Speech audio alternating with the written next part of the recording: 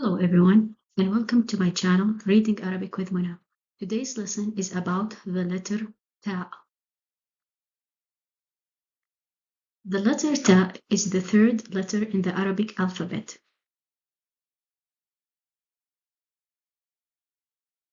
Ta resembles the sound of the letter T in English.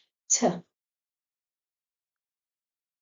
The letter Ta has a very important role and function in the Arabic language. Now, this function is related to grammatical rules and an aspect of Arabic language that I didn't mention before. So I will leave that in a separate video. We will discuss it later. I don't want to complicate things for you from now. All I need you to know is the shape of the letter and the sound. Now let's apply the harakat to the letter Ta. Of course, this sukoon represents the neutral sound T.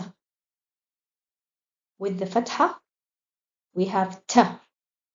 With dhamma, tu, and with kasra, ti. Now a small hint to help you remember how to link the shape of the letter with its sound. Think of the base of the letter as a tray, and the two dots as two teacups floating over the tray. Now every time you see this character or this letter, imagine that you are holding a tray with two teacups floating over it. I hope this is helpful. Okay, dear viewers, that was all for today's lesson about the letter Ta.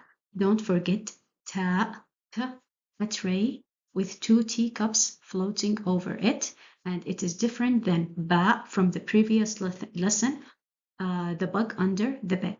Regarding the function of the letter Ta, we will talk about it in future videos, inshallah.